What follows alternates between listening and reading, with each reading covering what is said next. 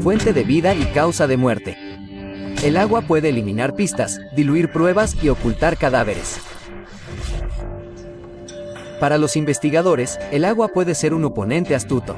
Para los delincuentes, el aliado más complaciente. Para el crimen perfecto, simplemente agregue agua.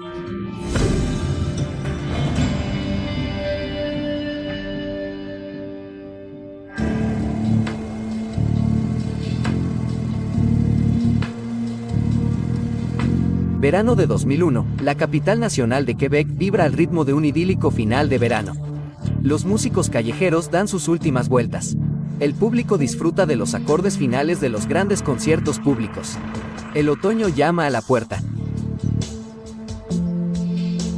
La mañana del 22 de agosto, la ciudad de Quebec sale de su euforia estival con el descubrimiento de un cadáver a orillas del río St. Charles. El sargento detective Sylvain Tremblay de la policía de la ciudad de Quebec está asignado al caso. Recibimos una llamada en nuestras oficinas alrededor de la 1 de la mañana de la tarde informándonos que habían encontrado a un individuo en el río St. Charles. Había mucha sangre en el lugar y parecía muy sospechoso. La unidad de identificación forense fue llamada al lugar del crimen para evaluar todo desde el principio. Ese es el primer trabajo de un investigador para determinar si, de hecho, se trata de un asesinato, un accidente o si se trata de un suicidio.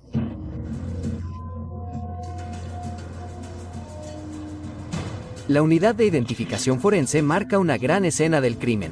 Trabajan metódicamente su investigación hacia el interior del cuerpo.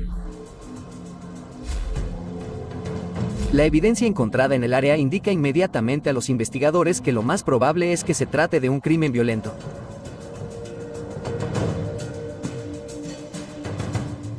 Cuando llegamos ampliamos la escena del crimen porque era obvio que se trataba de un homicidio.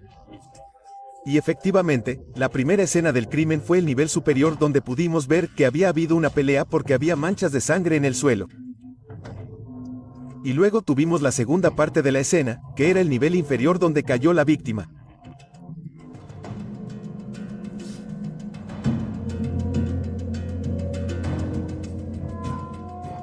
De hecho, pudimos ver que la segunda escena del crimen continuaba hacia abajo porque en el fondo había un charco de sangre mucho más grande que en el nivel superior, como si alguien hubiera sangrado abundantemente en ese lugar. Y la tercera escena del crimen fue donde se encontró el cuerpo en el agua junto al muro que bordea el río.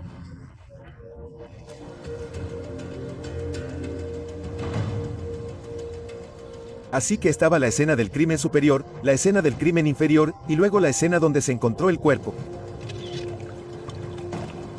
Lo principal que encontramos fueron restos de sangre de la cual se tomaron varias muestras, y luego encontramos dos tipos de pastillas.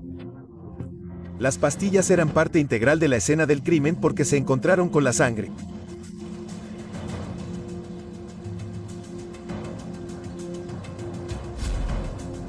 Y luego se recuperaron varias cosas más, como colillas de cigarrillos y latas de cerveza, que enviamos a analizar para intentar determinar el ADN.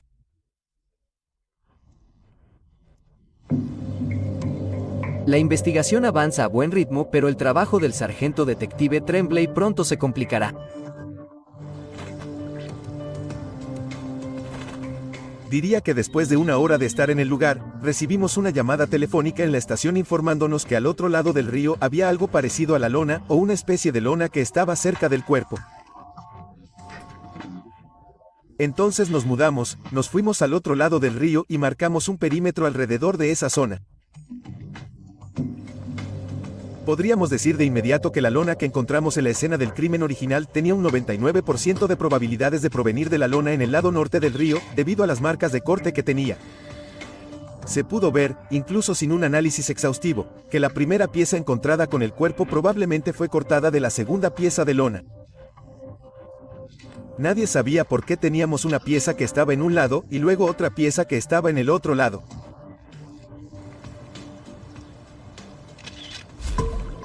Mientras tanto, el cadáver cubierto con una manta todavía yace al borde del río St. Charles. Bajé con el técnico de identificación forense para tomar fotografías y registrar los bolsillos del individuo porque no había sido identificado.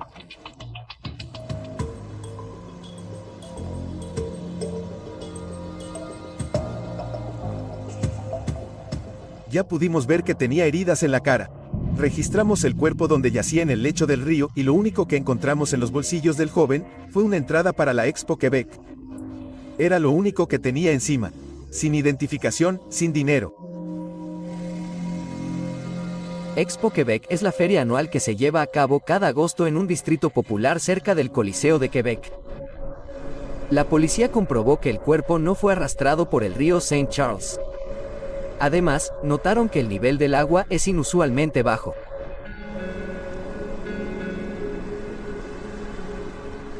La ciudad de Quebec había decidido bajar el río St. Charles por la noche, pero no sabemos exactamente cuándo el cuerpo fue descubierto por el agua, cuando el agua bajó por completo. Lo único que sabemos es que dos peatones que pasaban por la zona alrededor de las 12:30 del día a 12:40 del día vio el cuerpo. Seguramente el cuerpo había estado en el agua durante al menos 12 horas, pero no sabíamos cuánto tiempo había estado descubierto. El sargento detective Tremblay cree que el cuerpo no se desplazó después de caer al agua. El cuerpo fue encontrado exactamente en la misma línea que las manchas de sangre y las pastillas. Pudimos ver que no había flotado ni un poco. Realmente permaneció allí donde había caído. El nivel del agua quizás ya estaba a solo 60 centímetros y el cuerpo permaneció anclado en el barro. La víctima estaba muy sucia porque el río estaba bastante contaminado y cuando el nivel del agua bajó le dejó muchas marcas negras en el cuerpo. Su camisa casi estaba arrancada de su cuerpo. Estaba sujeto solo por una manga. Pudimos ver que era muy delgado, no muy alto, pero pensamos que tendría entre 20 y 22 años.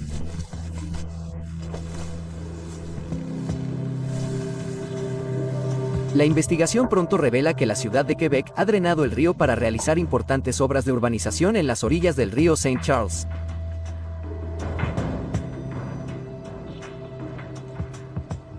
Cuando comenzamos el proyecto de naturalización de la costa y limpieza del río, se llevó a cabo durante un periodo de casi 4 años, particularmente en verano, cuando podíamos bajar voluntariamente el nivel del río abriendo las compuertas de la presa Samson.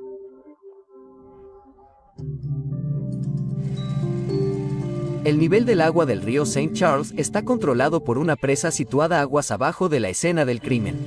La presa Samson mantiene un nivel de agua constante en el río y garantiza un suministro mínimo de agua a una fábrica de papel ubicada aguas abajo. Cuando el caudal del río se reduce mediante las compuertas eléctricas, el impacto en el caudal es considerable.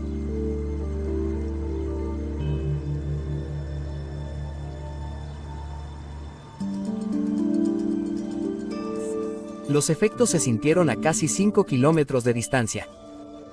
Con la pendiente del cauce, ciertas partes del río pasaron de tener 40 a 50 metros de ancho a 10 metros de ancho y con solo unos pocos pies de agua en el fondo del río.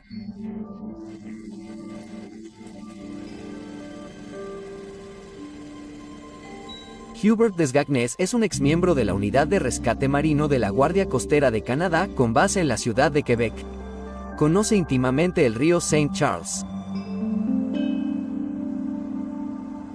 Por regla general, cuando hay un ahogamiento, el cuerpo se hunde en el lugar donde se produjo el ahogamiento y hay que esperar hasta que el proceso de descomposición natural haga su trabajo y el cuerpo resurja.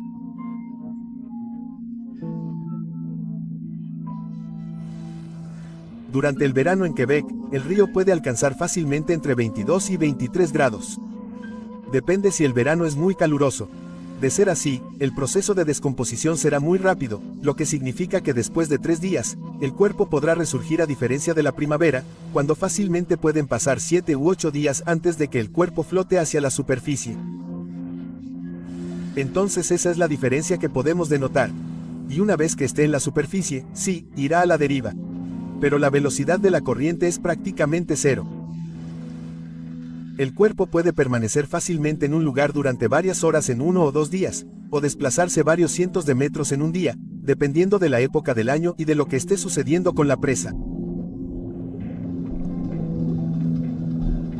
La investigación descubre 2 hechos importantes. Primero, el flujo del río. Incluso con la ayuda de la presa Samson, fue demasiado lento para transportar el cuerpo. En segundo lugar, el proceso de escurrido explica cómo el cuerpo quedó sobre la tinta.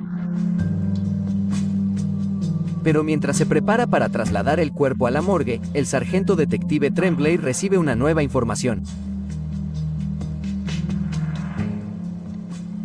Recibí una llamada telefónica informándome que minutos antes un joven había sido denunciado como desaparecido ante la Policía Municipal de St. Charles y que existe la posibilidad de que sea nuestra víctima. Aunque la Policía Municipal de St. Charles lo investigó y nos dio una descripción, parecía que probablemente se trataba del joven que habíamos encontrado por la descripción de su ropa, especialmente de su camisa. A partir de ahí creímos que correspondía al llamado de la madre sobre su hijo desaparecido.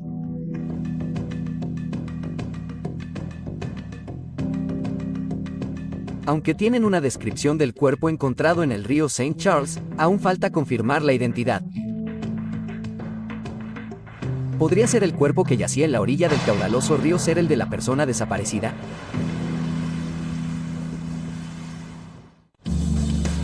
El 22 de agosto de 2001, junto al tranquilo río St. Charles, en el viejo Quebec, se encuentra el cadáver de un joven sin identificación.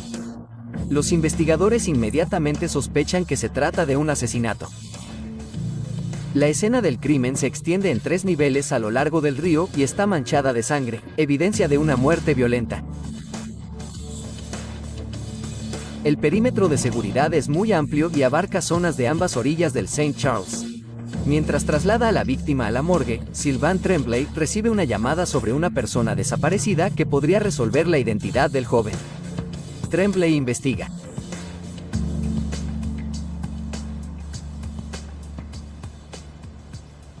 Otro investigador y yo fuimos a encontrarnos con los padres de la víctima por la tarde. Y todo coincidía con la descripción, especialmente la ropa. La víctima está identificada formalmente como Charles Tremblay, de apenas 15 años. Desde el momento en que estamos seguros de la identidad, comenzamos a revisar las últimas 24 horas de la vida de la víctima para reconstruir lo sucedido. Su madre nos dijo que el día anterior había dejado a su hijo en la Expo Quebec. Y desde entonces no había vuelto a saber nada de él. Entonces, después de la familia, las siguientes personas con las que nos encontramos fueron los 2 amigos que acompañaron a la víctima a la Expo Quebec. Los 2 amigos de Charles también tienen 15 años. La policía rápidamente se dio cuenta de que sus versiones de los hechos son inconsistentes. Los 2 jóvenes con los que nos reunimos por la tarde o a primera hora de la noche nos dieron inicialmente una versión engañosa de lo sucedido porque querían ocultar el hecho de que habían ido a Jubile Square a comprar narcóticos. Los 2 adolescentes intentan torpemente encubrir sus acciones, pero los investigadores no se dejan engañar fácilmente. Fue una explicación muy simple. Sin embargo, teníamos dudas, porque había partes de la historia en las que se contradecían sobre dónde había ido Charles y a qué hora lo habían visto por última vez.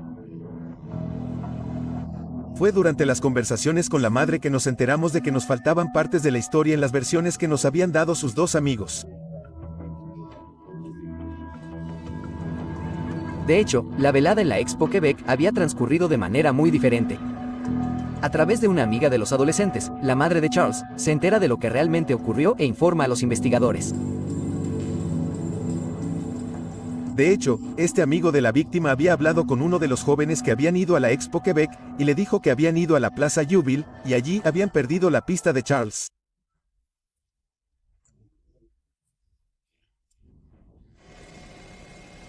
Esta nueva información sorprendió a la policía porque Jubile Square está a varios kilómetros de donde fue encontrado el cuerpo de Charles. Ubicada en el corazón del barrio latino, Jubile Square es un punto focal durante los hermosos días de verano. Es un centro de importantes eventos culturales y también un lugar de encuentro para jóvenes heterogéneos en busca de emociones baratas.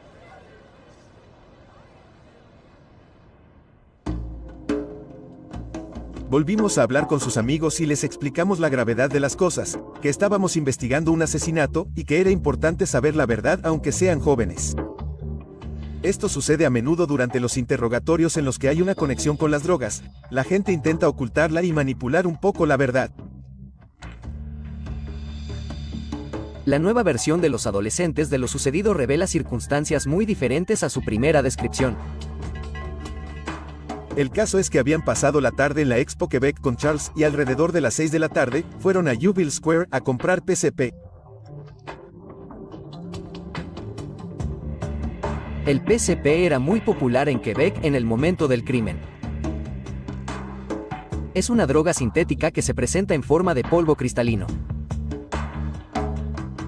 Generalmente se agrega al tabaco o a la marihuana y se inhala con el humo. Sus efectos son similares a los de los alucinógenos o narcóticos.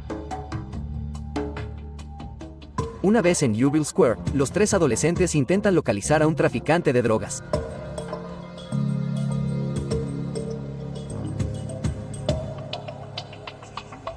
Allí se reunieron con alguien que conocían quien les presentaría a otra persona que les vendería el PCP.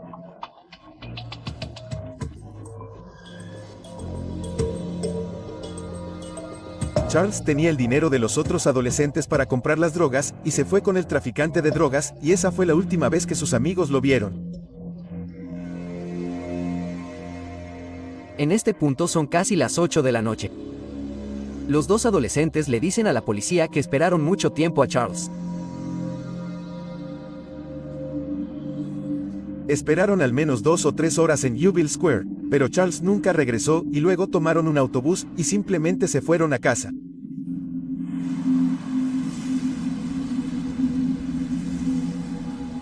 Los pequeños traficantes de drogas de Jubilee Square son bien conocidos por la policía.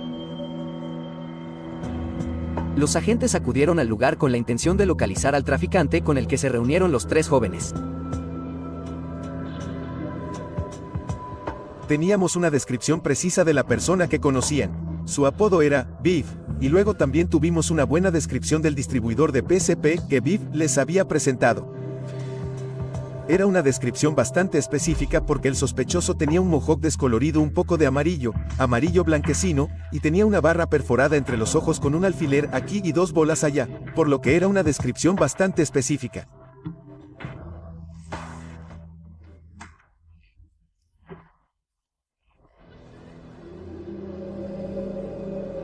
El tipo con el sobrenombre de Beef era muy conocido por la policía.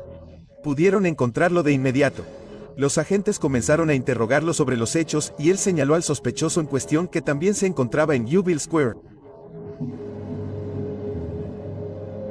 Y luego Beef le dijo a la policía que nuestro sospechoso era el tipo con el que había engañado a los 3 chicos para que compraran PCP. El individuo en cuestión ya no tiene su famoso mohawk. Se lo afeitó la noche anterior, pero Beef no tiene problemas para identificarlo ante la policía. Naturalmente no había motivos para arrestarlo, estaba muy borracho y se negó a identificarse, se negó a cooperar. Los agentes de policía intentan interrogar al individuo, pero él se niega y la situación degenera rápidamente.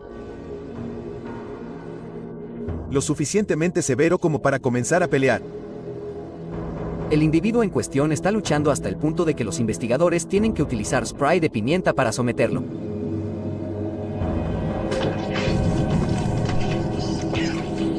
Finalmente, lo arrestan por ebriedad en público y por negarse a identificarse. Una vez en la comisaría, la policía obtuvo una identificación positiva del individuo. Se trata de Jean-René Sellier, un personaje muy conocido por la policía y con un largo historial. Está tan ebrio que los investigadores esperan hasta el día siguiente para interrogarlo. Entrevistamos al individuo durante mucho tiempo sin lograr obtener de él una declaración incriminatoria. Pero quedó claro que él era el principal sospechoso porque, por las respuestas que dio, vimos que estaba ocultando detalles importantes.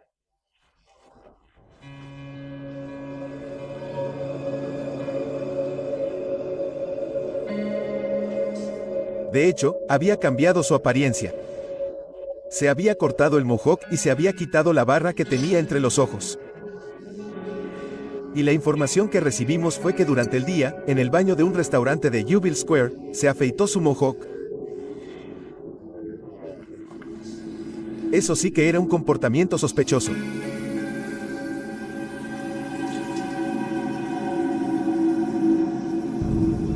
Se registró en Allostop para viajar a Saguenay. Para nosotros ese fue un comportamiento sospechoso porque quiso huir y cambió de apariencia.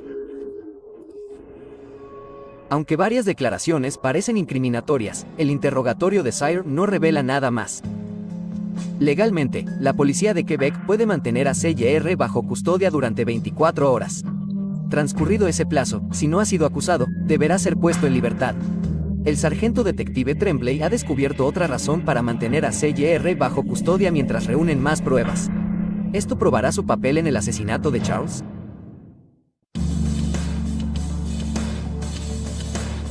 El 22 de agosto de 2001 se descubre el cuerpo no identificado de un joven. Las pruebas apuntan directamente a un asesinato. La investigación revela que la víctima es Charles Tremblay, de 15 años. La policía se enteró de que la noche anterior Tremblay fue a la Plaza Jubil a comprar PCP.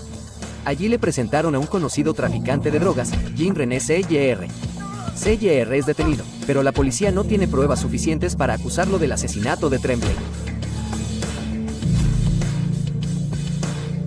Dado que el sargento detective Tremblay sospecha la participación de CJR en la muerte del joven Charles, busca motivos para mantener a CJR bajo custodia. Como siempre, en tales casos, se lleva a cabo una investigación exhaustiva sobre los antecedentes de CJR. 2 o 3 semanas antes del suceso, la exnovia del sospechoso había presentado contra él una denuncia por robo tras una discusión. Ella lo había echado de su apartamento y luego, un par de días después, el sospechoso había entrado por una ventana mientras ella estaba en el apartamento. Había amenazado de muerte a su exnovia. Todo esto en conjunto significaba que podíamos mantenerlo bajo custodia mientras continuamos nuestra investigación y acumulamos pruebas para construir un caso contra él más adelante. De hecho, esto es lo que nos permitió retenerlo durante un mes. Mientras tanto, los resultados de la autopsia de Charles Tremblay confirmaron lo que la policía ya sabe. Un investigador asistió a la autopsia en Montreal y regresó con algo que indicaba que la causa fundamental de la muerte del joven fue el ahogamiento. Pero también nos dio una pequeña descripción de sus heridas, incluida una fractura de cráneo, que fue muy importante. Los investigadores creen que las fracturas de cráneo que sufrió Charles pueden explicarse por la altura de un muro de hormigón que separa los dos niveles de la escena del crimen. Charles se habría caído o habría sido arrojado por encima de este muro.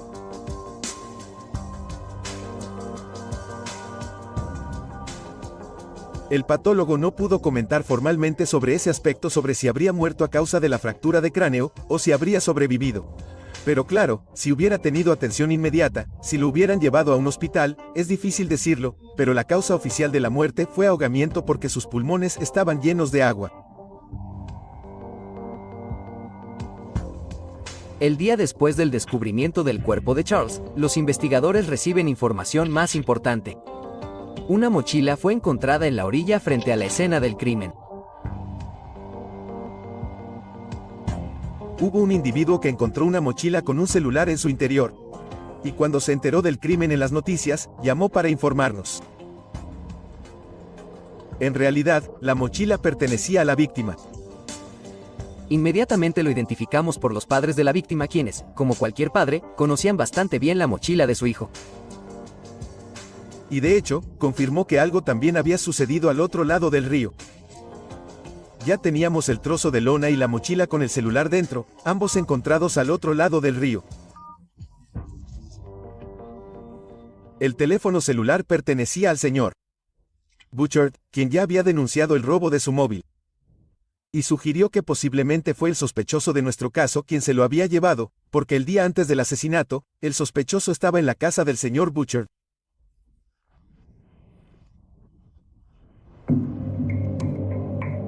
Los investigadores descubren que CJR tiene una obsesión particular que podría conectarlo con otros crímenes.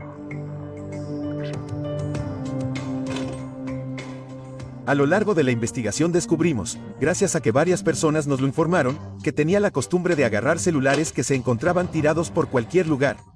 No sé si se sentía importante de esa manera, pero a menudo tenía 2 teléfonos encima. Como cuando lo arrestamos, tenía 2 teléfonos celulares que no le pertenecían. Solía recolectar células para luego venderlas o hacerlas desaparecer.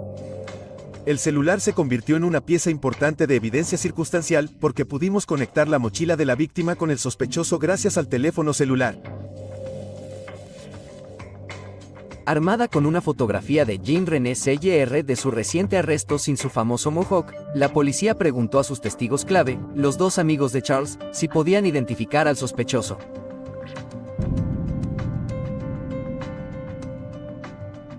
Los dos amigos de Charles identificaron claramente a este individuo como el que había salido de Yeovil Square con la víctima. Y luego supimos que esta persona, el sospechoso, vivía en el Ejército de Salvación.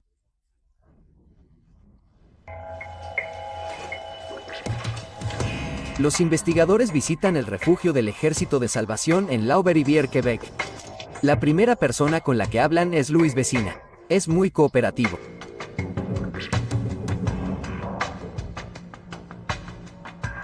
El señor Vecina nos informó que la noche del asesinato, otro residente del Ejército de Salvación, el señor English, le dijo que había sucedido algo grave.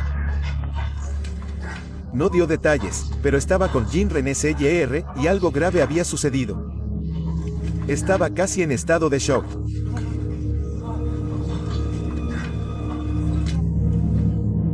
Con la declaración de Vecina, los investigadores finalmente tienen una pista más seria.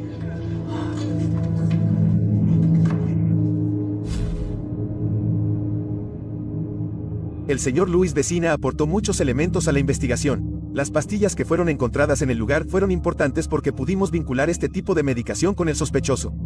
1 o 2 días antes, el sospechoso tenía las mismas pastillas para vender.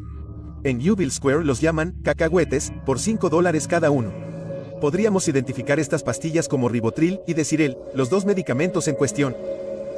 Ribotril es un anticonvulsivo y ansiolítico comúnmente recetado para tratar la epilepsia. Desirel es un antidepresivo. Naturalmente, tuvimos que esperar a recibir los resultados oficiales del análisis, pero ya se notaba que las pastillas coincidían con las que el sospechoso le robó al señor Vecina. Así que se convirtió en una prueba circunstancial importante porque, nuevamente, estaba vinculado al sospechoso. Una búsqueda en la habitación de Sellier en el Ejército de Salvación revela algunas pruebas interesantes que podrían situarlo en una de las escenas del crimen.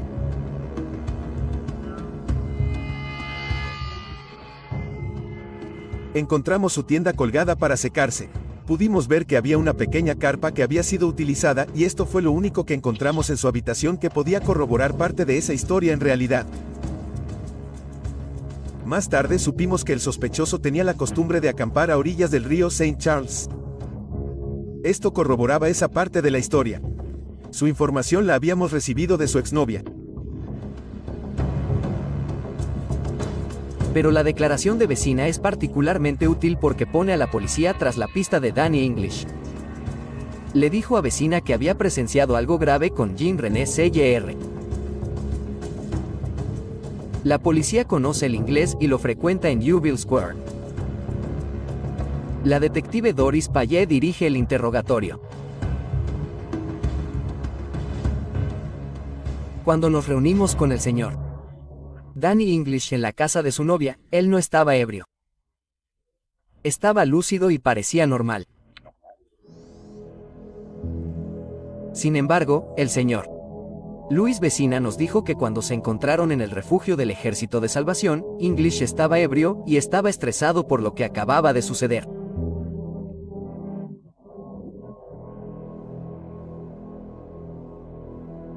Doris Payet cree que English podría ser el único testigo ocular del asesinato de Charles Tremblay.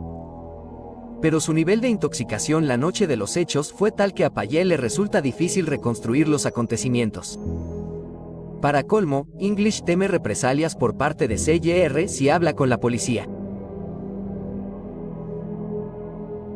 Pasó algún tiempo antes de que empezara a explicar que estaba con el sospechoso, Jean-René Sellier, y un joven. Nos dijo que estaba extremadamente ebrio y que el sospechoso, el señor Sellier, le dio pastillas. English le cuenta al detective Payet cómo se unió a Jean-René Sellier y Charles Tremblay al salir de Yeovil Square. Entonces los tres caminaron juntos. Dijo que le costó recordar algunos momentos, sin embargo, describió la ruta que tomaron, que discurría a lo largo del río Saint Charles en la ciudad de Quebec. A pesar de su memoria confusa, English revela cómo los acontecimientos dieron un giro siniestro. De hecho, hubo una negociación en relación con la compra de estupefacientes. Comenzaron a discutir porque Jean-René Jr. había cambiado el precio que le había dicho anteriormente a la víctima.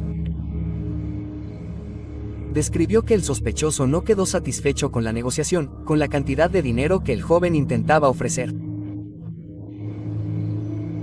Según palabras del señor English, Jean-René Jr. se enojó mucho. Entonces, en algún momento, el sospechoso tomó a la víctima por el cuello y le dio un puñetazo que terminó en el suelo. Luego, el señor English vio cómo arrastraban a la víctima y luego el sospechoso lo levantó y lo arrojó por encima de la pared hacia el nivel inferior.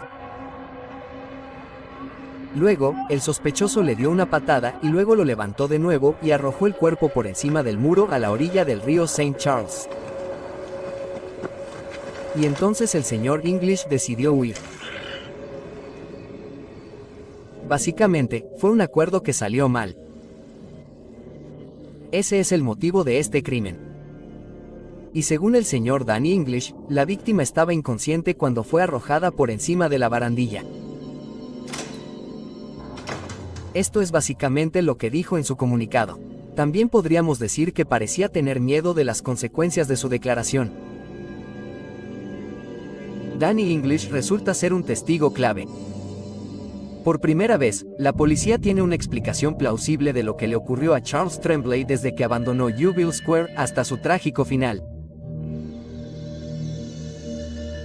Hicimos una declaración escrita, algo que llamamos declaración jurada. Es una declaración que se presta ante el comisionado de juramentos o cuando sea posible ante un juez de paz y una vez aceptada tiene el mismo valor que un testimonio ante un tribunal. Entonces esto es lo que hicimos. Una declaración escrita. Los investigadores tienen pruebas circunstanciales importantes y una declaración jurada firmada por Danny English. Se encuentran a la espera de los resultados de los análisis de sangre extraídos de los 2 trozos de lona encontrados en el lugar. Esta última evidencia podría sellar el destino del sospechoso, Jean-René Jr.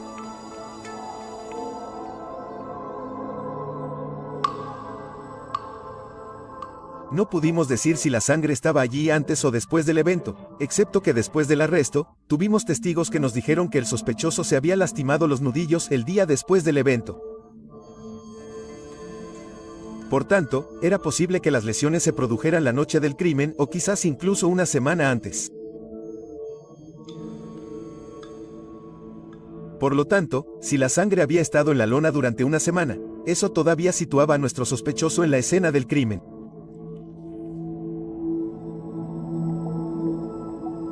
El resultado de la comparación de los 2 segmentos de lona demuestra que la sangre era de la misma persona. Bueno, si descubrimos que es su sangre en la lona, tiene que haber una razón por la que encontramos este trozo de lona con su sangre en la escena del crimen. Además, la víctima que encontramos había salido de Yeovil Square con él la noche anterior. Solo el análisis de ADN puede determinar más allá de toda duda razonable si se trata de la sangre de Jean-René Jr. o de Charles Tremblay. ¿Todas estas pruebas circunstanciales serán suficientes para convencer a un jurado? ¿La lona manchada de sangre encontrada cerca del cuerpo de Charles revelará el secreto de Jr.? ¿Podrá el equipo del sargento detective Tremblay resolver el caso con solo unas gotas de sangre?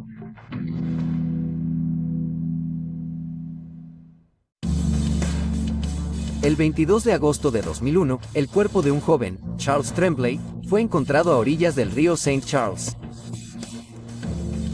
El descubrimiento coincidió con el proyecto de restauración de las riberas del río llevado a cabo por la ciudad de Quebec. Se identifica y entrevista a un testigo importante, Danny English. La policía se entera de que la noche anterior Tremblay fue al río Saint Charles con un hombre llamado Jean-René Jr. La última vez que English vio a la víctima, Jr. lo estaba golpeando sin piedad. El joven Tremblay nunca más fue visto con vida. Para los investigadores, la causa de la pelea que desembocó en el asesinato sigue siendo un misterio. Lo golpeó, lo estranguló, lo pateó, lo golpeó y lo arrojó por el precipicio al nivel inferior. En realidad, no podemos decir si fue arrojado allí o si se cayó. Aparte del temperamento brutal de C.J.R., la policía nunca logró establecer el motivo de sus acciones.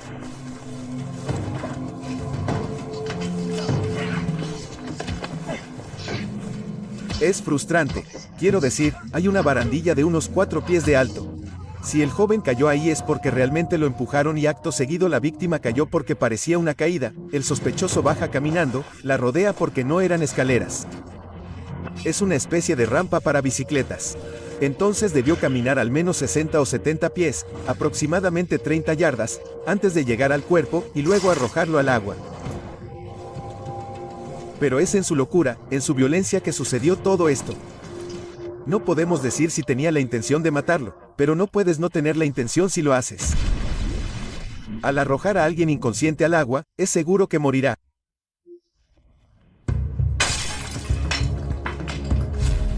Los investigadores utilizan rastros de sangre que quedaron en la escena de otro crimen del que C.J.R. es sospechoso. Al irrumpir en el apartamento de su exnovia, C.J.R. se cortó con un cristal, dejando tras de sí una valiosa fuente de ADN. El laboratorio de la policía compara esta muestra con la sangre de la lona para acusar a C.J.R. Pero en 2001, el análisis de ADN no estaba tan avanzado como lo es hoy. Fue bastante largo, yo diría que pasaron 3 semanas antes de que tuviéramos los resultados de ADN, porque esto fue en 2001, por lo que los análisis tomaron más tiempo y sé que presionamos al laboratorio porque era importante. Por supuesto que estábamos esperando esto, fue la guinda del pastel que nos permitió acusar a nuestro sospechoso.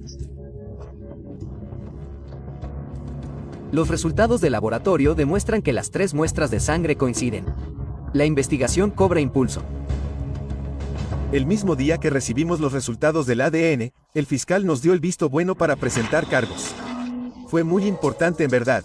Todo se basó en ese análisis. Nos permitió ubicarlo en la escena que es, de hecho, la evidencia principal del caso, el ADN del sospechoso en la escena del crimen.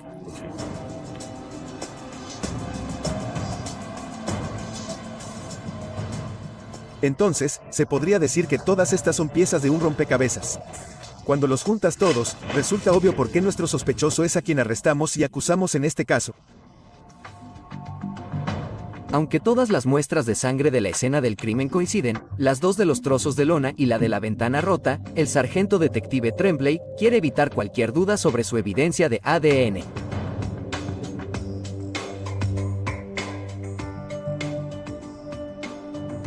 Desde el momento en que tuvimos los resultados del laboratorio, solicitamos una nueva orden para tomar una muestra de sangre para el ADN del sospechoso.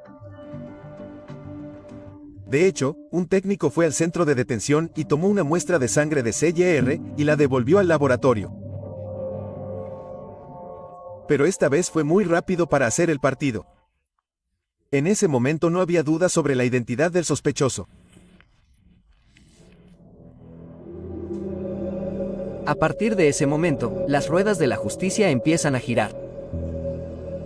Pero el juicio se topa inmediatamente con un obstáculo imprevisto.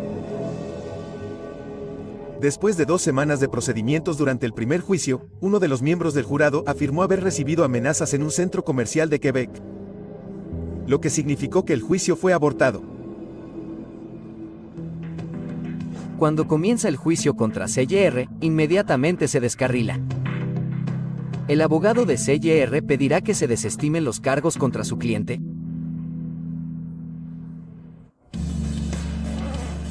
El cuerpo de Charles Tremblay, de 15 años, fue encontrado en la orilla del río St. Charles. La policía se enteró de que la noche anterior se vio a Tremblay con Jean-René C.J.R., un hombre con tendencia a la violencia. La investigación compara muestras de sangre de 2 escenas del crimen para demostrar que C.J.R. es el asesino. El primer juicio es abortado tras supuestas amenazas a un miembro del jurado. Pero en realidad no era cierto. Fue inventado por el miembro del jurado que luego fue acusado de obstrucción a la justicia.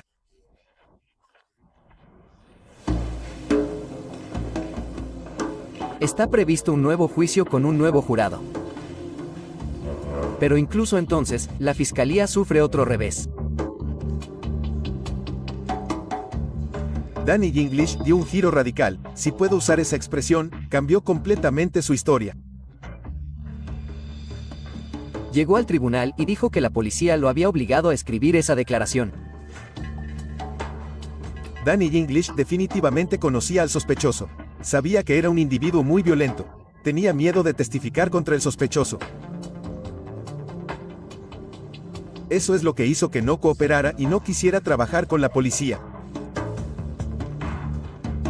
La fiscalía intenta desacreditar la nueva versión de los hechos dada por English.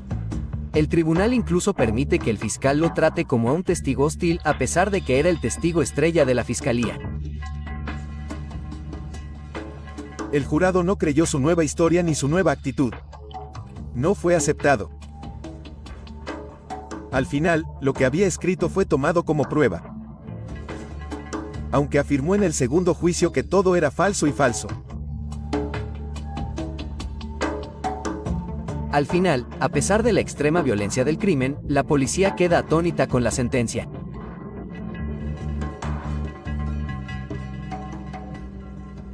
De hecho, lo que llevó a que se aceptara el cargo de asesinato en segundo grado fue el hecho de que la víctima murió ahogada.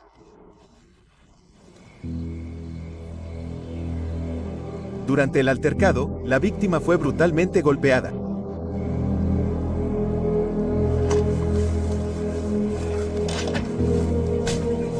No podemos saber con certeza si después de la caída habría muerto. Esto habría sido homicidio involuntario porque si una persona cae y muere en una pelea, no podemos asumir que la otra persona tenía la intención de matarlo.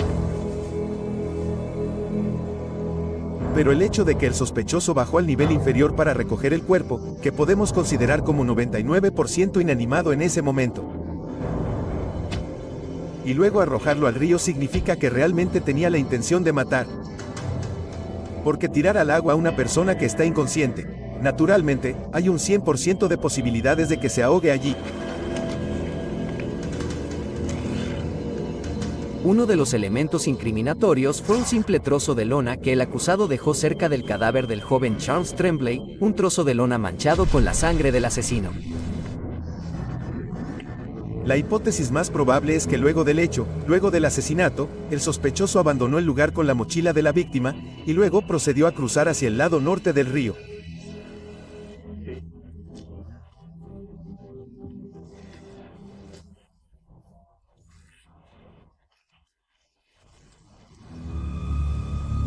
Pasó la autopista Laurenciana, se dirigió por el lado norte, y luego dejó la mochila y el móvil en el paseo del lado norte. Y luego fue a acampar sobre el trozo de lona. Y naturalmente, cuando despertó por la mañana, vio que el río había bajado y que el cuerpo era visible. La hipótesis es que decidió cortar un trozo de la lona que cubría el cuerpo para que nadie lo viera.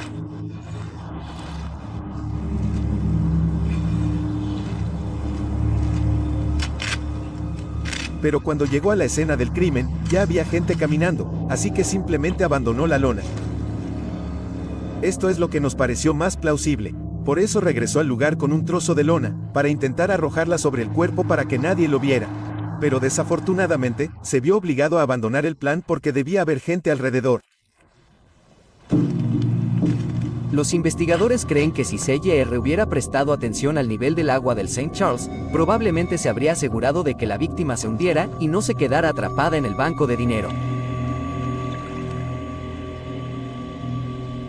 El cargo contra el sospechoso fue asesinato en segundo grado. Fue declarado culpable y sentenciado a 14 años de prisión. Una vez más un criminal cree tontamente que el agua es la cómplice perfecta. Al final, el retroceso de las aguas del río St. Charles permitió a Charles Tremblay algo de consuelo.